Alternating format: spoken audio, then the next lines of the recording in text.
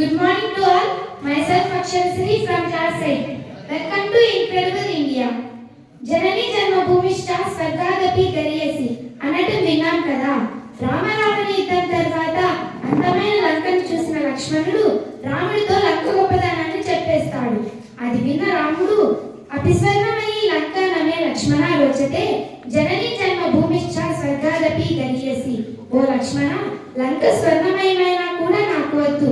నా కన్న తల్లి, నేను జన్మించిన భూమి నాకు స్వర్గం కంటే గొప్పది అని అంటాడు. మనం కూడా మన స్వర్గం కంటే గొప్పదైన మన జన్మభూమిని గురించి కాసేపు మాట్లాడుకుందాం. ఏ దేశ చరిత్ర చూసినా ఏమున్నది గర్వకారణం? నరజాతి చరిత్ర సమస్తం పరపీడన పరాయణత్వం. రణరంగం కాని చోటు భూస్థలమంతా వెతికినా దొరకదు. గతమంతా తడిసి రక్తమున కాకుంటే కన్నీళ్లతో. అలా మన గతమంతా రక్తంతో కన్నీటితో తడిసి ఉంటే మనం ఎలా సంతోషంగా జీవించగలుగుతున్నాం? మరి ఎలా? ఆ కన్నీటికి నెత్తుటికి కారణమైన అందరినీ మన నుండి దూరం చేసిన త్యాగమూర్తులను స్మరించుకుందాం. వారు మన కోసం ప్రాణత్యాగం చేశారని, మనం స్వేచ్ఛగా ఉండడం కోసం వాళ్ళ జీవితాలను పణంగా పెట్టారని, హింసను అనుభవించారని, ఆర్థికంగా చిక్కిపోవడమే కాదు చివరి నెత్తుటి బట్టు వరకు కూడా స్వేచ్ఛా భారతం కోసం మాత్రమే ఖర్చు చేశారని గ్రహిద్దాం. వారు మన కోసం ప్రాణత్యాగం చేశారని వారిని స్మరించుకుందాం. వారి త్యాగాన్ని స్మరించుకున్నప్పుడు వేల మంది ప్రాణత్యాగం వల్ల మాత్రమే మనకు స్వేచ్ఛా స్వాతంత్రాలు సిద్ధించాయని తెలిసాక మనం ఎంత బాధ్యతగా ఉండాలి? ప్రాణత్యాగం ఆసరాగా నిలిచిన మన ఈ జీవితం ఎంత విలువైనది, దానిని ఎంత జాగ్రత్తగా కాపాడుకోవాలి. అలా కాపాడుకునే ఈ జీవితాన్ని ఎంత ఉపయోగకరంగా గడపాలి ఆలోచించారా? కాస్త ఆగండి. ఇంకాస్త మాట్లాడుకున్నాక మళ్ళీ ఉపయోగకరంగా జీవించడం గురించి ఆలోచిద్దాం. సరేనా? ఓకేనా? గురిజాడ మీ అందరికీ తెలుసుగా. అయ్యో, అకస్మాత్ వేసి పెట్టద్దు, నేను చెప్తా. ఆయన దేశంను ప్రేమించుమన్నా, మంచి అన్నది పెంచుమన్నా, సొంత లాభం కొంత మానుకొని పొరుగు వారికి తోడుపడవోయ్. దేశం అంటే మట్టి కాదోయ్, దేశం అంటే మనుషులోయ్ అన్నారు. ఆయన అన్నట్టుగానే మనం మంచిని పెంచుతూ దేశాన్ని ప్రేమిద్దాం. దేశం అంటే మట్టి కాదని, మనుషులని తెలిసినా మన మట్టికి ఉన్న సరిహద్దుని ఓసారి గమనిద్దాం. తూర్పున బంగాళాఖాతం, పడమరన అరేబియా సముద్రం, ఉత్తరాన హిమాలయాలు, దక్షిణాన హిందూ మహాసముద్రం మన ఎల్లలు కదా. సొంత లాభం కొంత మానుకొని పొరుగు వారికి సహాయపడతాం అన్న వాక్యంలోనే మనకు పొరుగు వారికి మధ్య ఉన్న ఎల్లలను తెలుసుకుంటున్నాంగా. ఆ ఎల్లలను తెలుసుకొని ఆ ఎల్లల్లో పహారా కాస్తూ మనం హాయిగా జీవించడానికి అహర్నిశలు శ్రమిస్తున్న, త్రిదళాలు చేస్తున్న కృషి అనితర సాధ్యం. బే ఆఫ్ బెంగాల్, అరేబియా, హిందూ మహాసముద్రం లాంటి 3 సముద్రాల మధ్య ఆర్మీ, ఎయిర్ ఫోర్స్, నేవీ లాంటి త్రిదళాల సంరక్షణలో ఉన్న భారతదేశంలో ఒక్కో ప్రాంతానికి ఒక్కో ప్రత్యేకత, ఒక్కో ప్రాముఖ్యత. హింద్ దేశ్ కే నివాసి సభీ జన్ ఏక్ హై, రంగ్ రూప్ వేష్ భాషా చాహే అనేక్ హై, హమ్ అనేక్ హై ఫిర్ భీ ఏక్ హై. కాశ్మీర్ మొదలుకొని కన్యాకుమారి వరకు, గుజరాత్ మొదలుకొని అరుణాచల్ ప్రదేశ్ వరకు ఉన్న అఖండ భారతావనిలో మట్టిని నుదుటిన ధరించి అంతెత్తు నుండి దుముకుతున్న జలపాతాల తుప్పల్లో తడుస్తూ ప్రతి పౌరుడి కడుపు నింపే ఆ పైరగాలి పరిమళాన్ని మనసులో నింపుకున్నప్పుడు కలిగే అనుభూతిని చెప్పడానికి మాటలు చాలు. ఒకేసారి అమృత్సర్లోని స్వర్ణ దేవాలయపు దగదగలు, భాండాగారాల నిండా వజ్ర వైడూర్యాలతో వెలుగొందే తిరువనంతపురం పద్మనాభ స్వామి దేవాలయపు మెరుపులు, కోణార్క్లో వెలిగే తొలి సూర్యకిరణాలు, మంచుకొండల్లో బంగారు వర్ణాలతో విరాజిల్లే కైలాస పర్వతం, కన్యాకుమారిలో కళ్ళప్పగించి చూసే సూర్యోదయ సూర్యాస్తమయాలు, శిల్ప సంపదతో పరిడవిల్లుతున్న ఖజురహో, ఇలా ఒక్కో ప్రత్యేకతను చెబుతూ పోతే ఎన్ని రోజులు అవుతుందో కదా.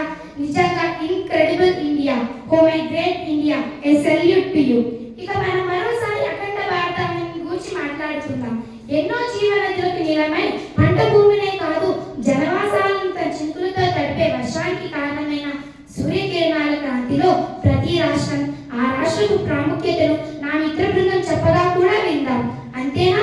పంటలు పండడానికి, జల విద్యుత్తులు సృష్టించడానికి ఉపకరించే ఎన్నో ప్రాజెక్టులు, వాటి నిర్మాణం, తీరుతెన్నులు కూడా తెలుసుకుందాం.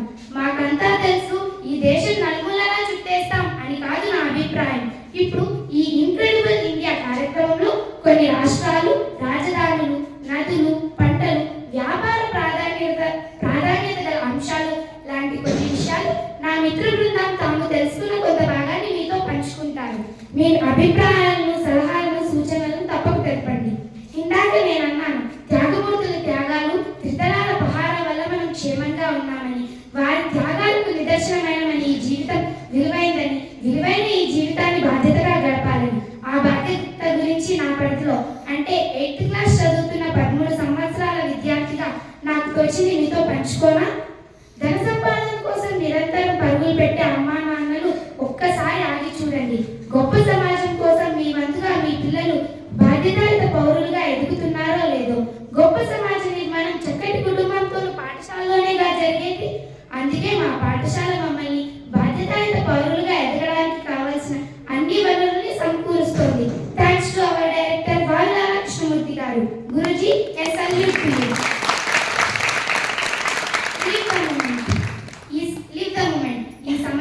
ఈ సమయంలో చేయాల్సిన పనిలో మనల్ని మనం పూర్తిగా ఇన్వాల్వ్ చేసుకోవడమే లీవ్ ద మూమెంట్ మీనింగ్. మేము అలాగా ఈ సమయంలో, ఈ ప్రదేశంలో, ఈ సందర్భంలో చేయాల్సిన పని పూర్తి శ్రద్ధతో, త్రికరణ శుద్ధితో చేస్తాం. మాకు ఇక్కడ ఇవ్వబడుతున్న ట్రైనింగ్ అదే. పాఠశాల నిర్వహణతో పాటు మా కార్యకలాపాలను లోటు లేకుండా చూస్తారు మా అపర్ణ అక్క. లెక్కలు పక్కాగా చెప్పడమే కాదు, లెక్క లేకుండా జీవించరాదని, ప్రతిదానికి మన ప్రయత్నం ఉంటేనే చక్కటి ఫలితం సాధించగలం అని అంటారు మా నిజార్ సార్. ఈ ఏడాది మాకు పాఠాలు చెబుతున్న సాజిదా టీచర్ తప్పులు చేయకుండా ఎలా నడుచుకోవాలో చెప్తున్నారు. మాకు రాష్ట్రీయ భాషను బోధిస్తూ మనల్ని సబ్జెక్ట్ ఛాత్రగా తీర్చిదిద్దుతున్నారు మా హిరాయ్ సార్. మేము ఆనందంగా ఉన్నామంటే ఆరోగ్యంగా ఉన్నామని, ఆరోగ్యంగా ఉన్నామంటే బాగా ఆడుకుంటున్నామని కదా. మా జీవితాన్ని ఒక ఆటలాగా ఎలా గడపాలో, అందులోని వైఫల్యాలను మా గెలుపుకి బాటలుగా ఎలా చేసుకోవాలో నేర్పుతారు మా మల్లికార్జున సార్. ఇలా ప్రతి ఒక్కరూ మమ్మల్ని భవిష్యత్ బాధ్యతాయుత పౌరులుగా తీర్చిదిద్దే ప్రయత్నం అహర్నిశలు చేస్తున్నారు. మరి మేము కూడా మా సమయాన్ని వీలైనంత అభివృద్ధికి ఉపకరించేట్టుగానే గడుపుతున్నాం. ఈ ఏడాది మా బుర్రలకు పదులు పెట్టే చెస్ క్లాసెస్ కూడా స్టార్ట్ అయ్యాయి. సత్యనారాయణ సార్, ఉదయ్ సార్, మీకు బోలెడు థాంక్స్. చురుకైన బుద్ధితో, ఆరోగ్యకరమైన ఆలోచనలతో మేము ఎదుగుతున్నాం. 90% నుండి 95% దాకా మేము SSCలో తెచ్చుకోగలిగితే ఆ తర్వాతి విద్యాభ్యాసానికి కావాల్సిన ఆర్థిక సాయం అందిస్తారన్నారు మా గురూజీ. మేము ఇప్పుడు 32 మంది లీడర్లుగా, మాస్టర్లుగా, ఎంప్లాయర్లుగా ఎదగడానికి సాంకేతిక జ్ఞానంతో, సెల్ఫ్ రెస్పెక్ట్తో, మానవత్వంతో జీవిస్తున్నాం. చెప్పడం మర్చా, ఇప్పుడు 12 కంప్యూటర్స్ ఉండేలా లోకల్లో పేరెన్నికైన ఉపాధ్యాయులే కాదు, హైదరాబాద్ USA నుండి కూడా మాకు జీవికాల్లో పాఠాలు బోధిస్తున్న శ్రీనివాస్ రెడ్డి, ప్రదీప్, శబానా, ఉమా, శ్వేత, ఇలా చాలా మందికి నేను వాళ్ళ కృతజ్ఞతలు చెప్పాలి. ఇంకా యేసుదాస్ గారు, వినాయకుల్లా గారు, సలీం గారు, గోపాలకృష్ణ గారు, సాయి సుధీర్ గారు, భార్గవ్ గారు, చెన్నై గారు, కొంతమంది డాక్టర్లు, బ్రహ్మారెడ్డి గారు మా ఉన్నత భవిష్యత్తు తమ విలువైన కాలాన్ని ఖర్చు చేస్తున్నారు. మేము బాధ్యతగా ఉంటామని, సమాజానికి మా వంతుగా హితాన్ని చేకూరుస్తాం. వాల్లాల కృష్ణమూర్తి ఎడ్యుకేషనల్ ట్రస్ట్ సాక్షిగా చెబుతున్నాం. మా గురూజీ మా భవిష్యత్తు కోసం, ఆడపిల్లల చదువు కోసం చేస్తున్న కృషిని ఎప్పటికీ గుర్తుంచుకుంటాం. మా స్వర్ణ భవిష్యత్ నిర్మాతలకు శిరస్సు వంచి నమస్కరిస్తున్నాం. రండి, ఇన్క్రెడిబుల్ ఇండియా, అపూర్వ భారతాన్ని